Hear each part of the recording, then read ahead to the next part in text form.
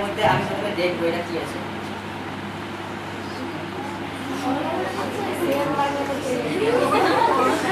শুনে নিতে পারো, অসুবিধা নেই। কেউ দেখবে? শুনে নিতে পারো। কোনো সেট আছে কিনা শুনে নিতে পারো, যাতে সন্দেহ হচ্ছে। এর মধ্যে যেটা আছে সেটা আমার মন বলছে এটা সাদা কালার আছে, জানি না কি কালার আছে। হাতটা নিয়ে বলে খুব সুন্দর একটা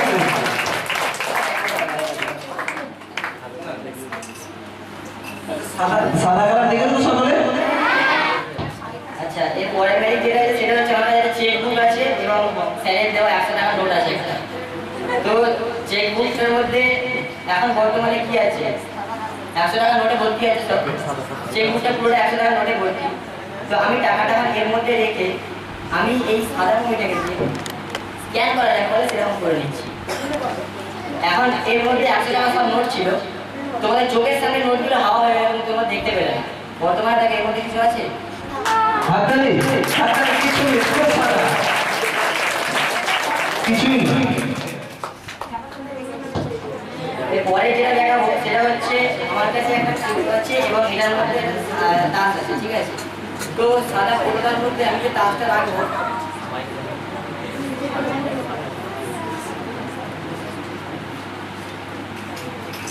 এখন বর্তমানে এর মধ্যে তাসটা ঢোকানো আছে আর আমার কাছে একটা খালি বাক্স আছে।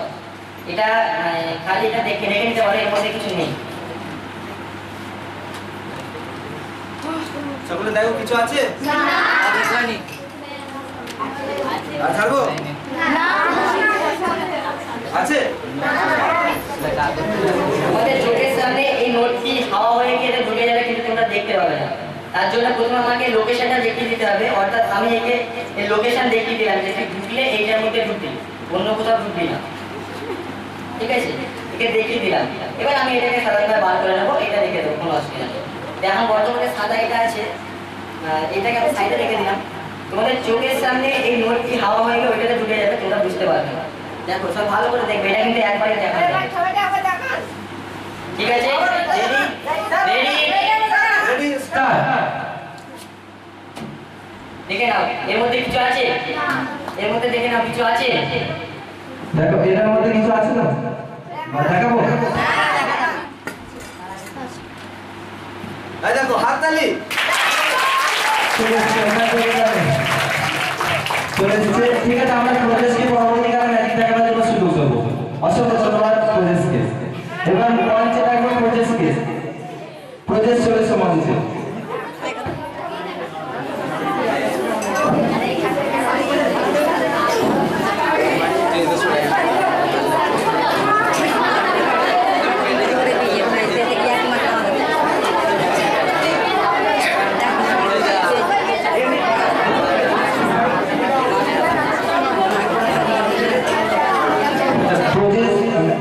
আমরা ওকে ডেকেছি এখানে ম্যাজিকটাকে আরো ভালোভাবে দেখার জন্য, ঠিক আছে? এবং প্রজেসে যা প্রশ্ন থাকবে ম্যাজিশিয়ানকে করতে পারে, ঠিক আছে? ওকে প্রজেস?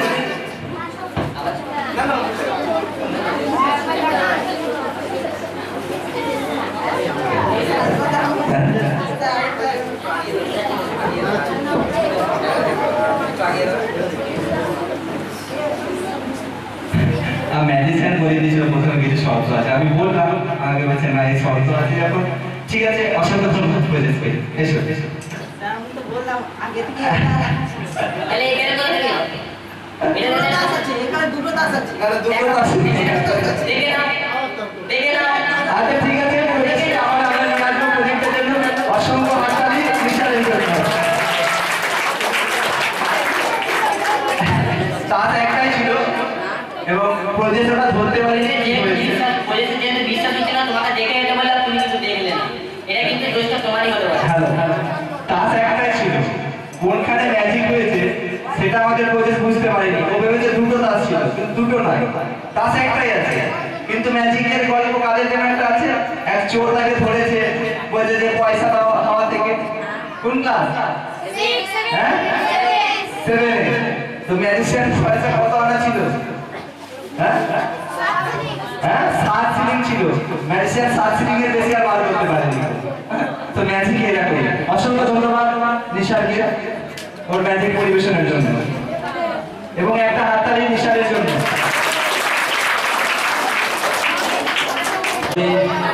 কাছে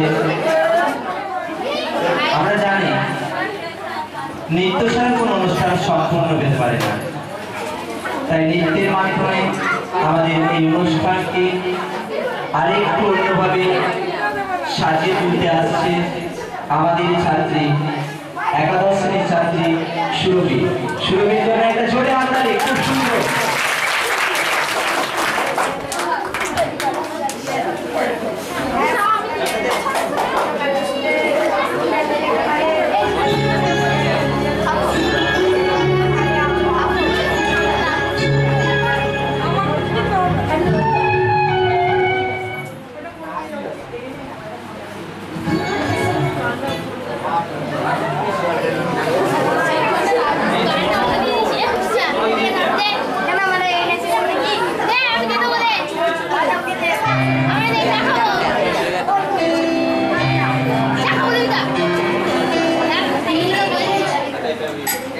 একটু ভুল হয়ে গেছে।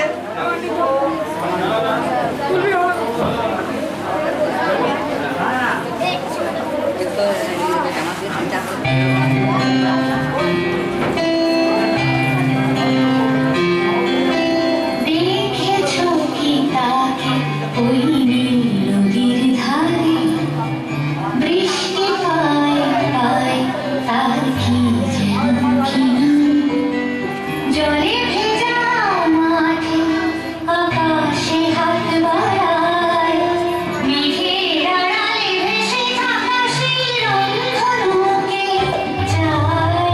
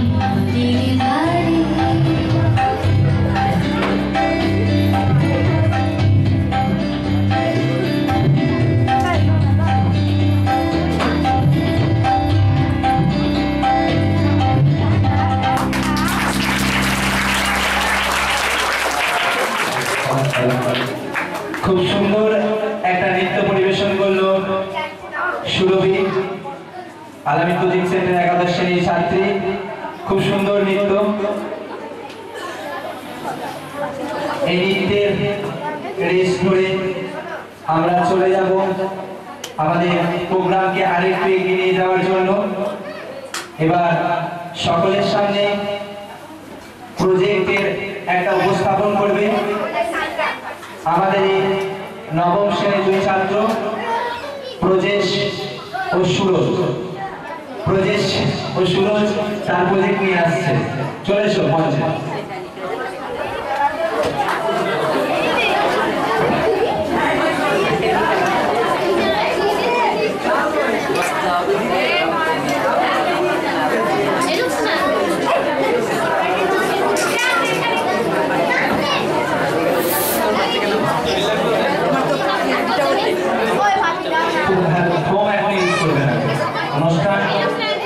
এইভাবে যখন সময় সেটা তখন সময় করো, তখন দেখবে সব ক্লাসে রয়ে যাবে, তোমাদের শেষ হয়ে যাবে।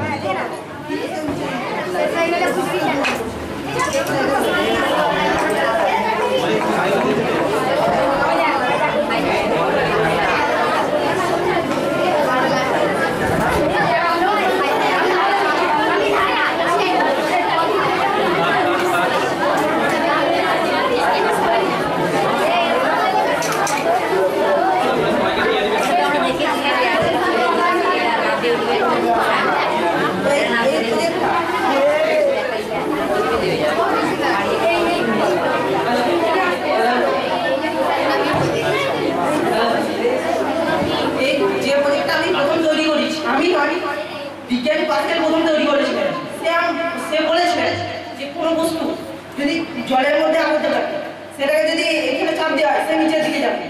কিন্তু তিনি প্রথম প্রমাণ করে দেখেন যে একটা বস্তুকে যদি এখানে বায়ুপূর্ণ থাকে,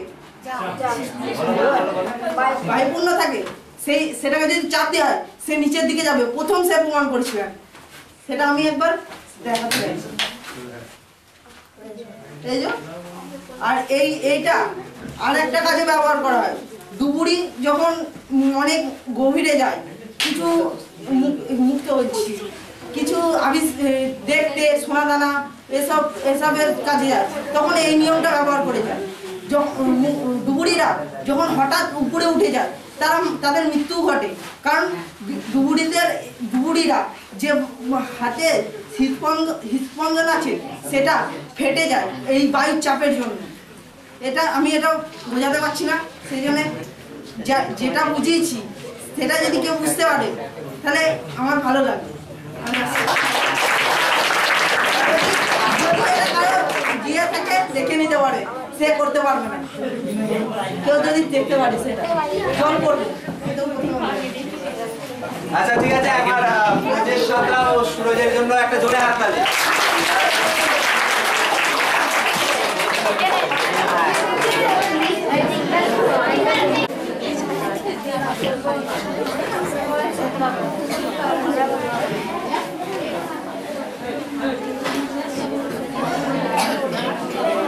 প্রথমেই আমি আমার সহশিক্ষক এবং শিক্ষার্থী আছে তাদের প্রত্যেককে ধন্যবাদ জানাবো, এবং আমার প্রিয় ছাত্রছাত্রী ক্লাস 5 থেকে ক্লাস 12 পর্যন্ত যারা এখানে উপস্থিত হয়েছে তাদের অসংখ্য ধন্যবাদ এই অনুষ্ঠানটাকে সাফল্যমণ্ডিত করতে সাহায্য করার জন্য।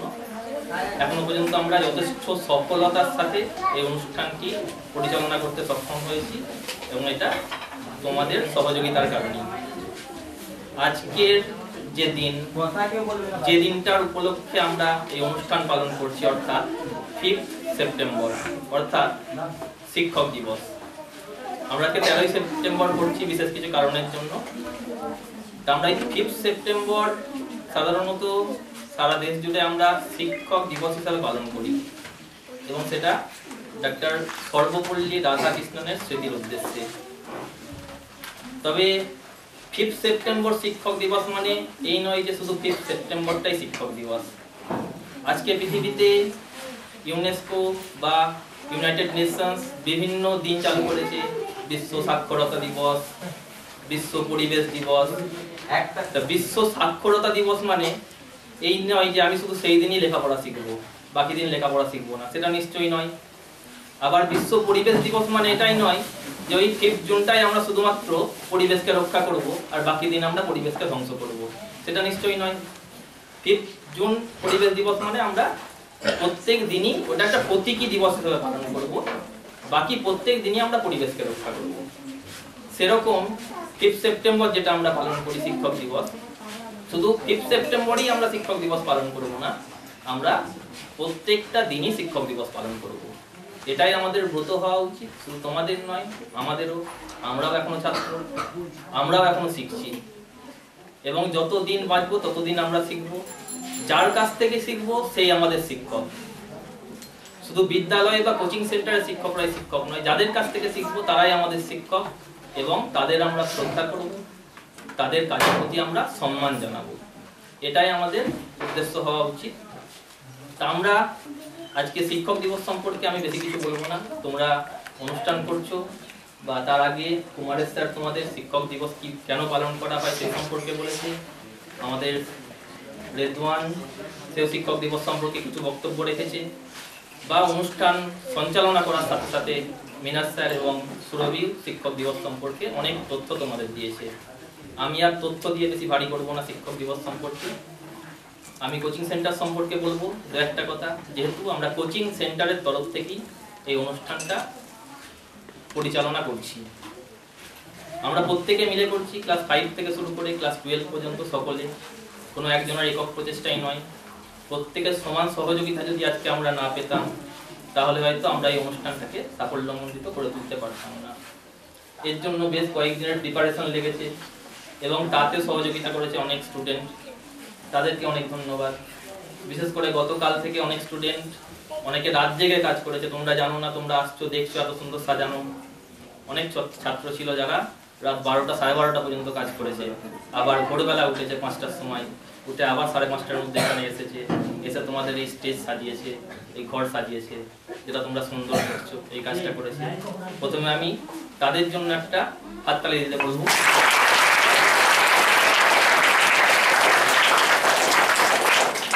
এছাড়া তোমরা প্রত্যেকে যারা এসেছো, এসে এতক্ষণ ধরে বসে আছো, বসে এই অনুষ্ঠান শুনছো, প্রায় সুন্দর সুন্দর নৃত্যানুষ্ঠান, সঙ্গীতানুষ্ঠান এগুলো দেখছো, ধৈর্য ধরে দেখছো, তার জন্য তোমাদের অসংখ্য ধন্যবাদ। আমরা চাই প্রত্যেক বছর এই ধরনের একটা করে অনুষ্ঠান করব, কিন্তু দুর্ভাগ্যবশত গত বছর আমরা বিশেষ কিছু কারণবশত আমরা এই অনুষ্ঠানটা করতে পারিনি। তাই আমরা এই বছর আবার শুরু করেছি, এবং চাইবো প্রত্যেক বছর আমরা এই অনুষ্ঠানটা করব। কারণ মানুষের বিকাশ, আমরা বিকাশ মানে আমরা কিভাবে পরিপূর্ণ হয়ে উঠব, সেটা শুধুমাত্র লেখাপড়া দিয়ে হয় না। আমি বই পড়লাম, বইয়ের মহাপুরুষরা বাণী বলে দিয়ে গেছে সেগুলো পড়লাম, বিজ্ঞানীরা নতুন নতুন আবিষ্কার করে দিয়ে গেছে সেই আবিষ্কার আমরা পড়লাম, পড়ে আমরা প্রকৃত মানুষ হতে পারি না। প্রকৃত মানুষ হতে গেলে আমাদের সংস্কৃতি মনস্ক হতে হয়, আমাদের সংস্কৃতি সম্পর্কে জানতে হয়। আর সংস্কৃতি জানার, আমাদের সংস্কৃতিকে বোঝার এবং এই সংস্কৃতির সঙ্গে মানিয়ে নিয়ে চলার একমাত্র উপায় হচ্ছে বিভিন্ন সাংস্কৃতিক অনুষ্ঠান। বর্তমানে সাংস্কৃতিক অনুষ্ঠানের নামে অনেক ভণ্ডামি হয়, সেই সাংস্কৃতিক অনুষ্ঠানের কথা হচ্ছে না। যে সাংস্কৃতিক অনুষ্ঠানে সৃজনশীলতার বিকাশ ঘটবে, কারো কারো প্রতিভার প্রস্ফুটিত হবে, সেই হচ্ছে সাংস্কৃতিক অনুষ্ঠান। যেমন আজকের অনুষ্ঠানে আমরা দেখেছি কেউ কেউ নিজস্ব কবিতা লিখেছে, লিখে সেটা আবৃত্তি করেছে, কেউ নৃত্য করেছে, কেউ সঙ্গীত করেছে, কেউ প্রজেক্ট দেখিয়েছে, কেউ ম্যাজিক দেখিয়েছে। এগুলো প্রত্যেকে তাদের সৃজনশীল ক্ষমতা, তাদের মধ্যে যে সুপ্ত ক্ষমতাটা আছে সেটা বেরিয়ে আসছে এই অনুষ্ঠানের মাধ্যমে। আমরা যদি তাদের এই সুযোগটা না দিই, তাদের কিন্তু এই সুপ্ত প্রতিভাগুলো বেরিয়ে আসবে না। প্রত্যেকের মধ্যে একটা সুপ্ত প্রতিভা থাকে, সেই প্রতিভাটাকে বার করে নিয়ে আসতে হয়। প্রতিভা থাকলেই সেইটার সঠিক রূপায়ণ সম্ভব হয় না। সেই প্রতিভাটা সঠিক রূপায়ণ করার জন্য যেমন যারা শিক্ষার্থী তাদের পরিশ্রম করা প্রয়োজন, সেরকম তাদের প্রতিভাটাকে বের করে নিয়ে আসার জন্য প্রয়োজন শিক্ষকের আন্তরিকতা। আন্তরিকতা ছাড়া কোনো শিক্ষা দেওয়া সম্ভব হয় না। জোর করে চাপিয়ে দেওয়া, জোর করে বুঝিয়ে দেওয়া, সেইভাবে কোনো শিক্ষা সম্পূর্ণ হয় না। শিক্ষা সম্পূর্ণ করতে গেলে আন্তরিকতার সঙ্গে সেই কাজটি সম্পূর্ণ করতে হয়। আমরা যদি ছাত্রছাত্রীদের ভালোবেসে আন্তরিকতার সঙ্গে তাদের বোঝাতে পারি, তারা নিশ্চয়ই বুঝবে এবং তাদের মধ্যে যে সুপ্ত সম্ভাবনাগুলি আছে সেগুলির বিকাশ ঘটবে। আমরা যত বিখ্যাত ব্যক্তিত্ব দেখি, কেউ সহজভাবে স্মুথলি বিখ্যাত হয়নি। বিখ্যাত হওয়ার জন্য তাদের প্রত্যেককে অনেক অনেক অনেক পরিশ্রম করতে হয়েছে। সে যে র্যাঙ্কেরই হোক, তাকে অনেক পরিশ্রম করতে হয়েছে। আমরা ভারত থেকে বিশ্বের যে কোনো প্রান্তের যে কোনো সফল মানুষের উদাহরণ দেখলে আমরা দেখব তারা কেউই ছোট থেকে বিশাল প্রতিষ্ঠিত বা বিশাল সহযোগিতা পেয়েছে তা নয়। জীবনে লড়াই করেছে, পরিশ্রম করেছে, করে বড় হয়েছে। তাই আমরাও শিখব যে লড়াই করতে হবে, পরিশ্রম করতে হবে। পরিশ্রম করলে তার ফল অবশ্যই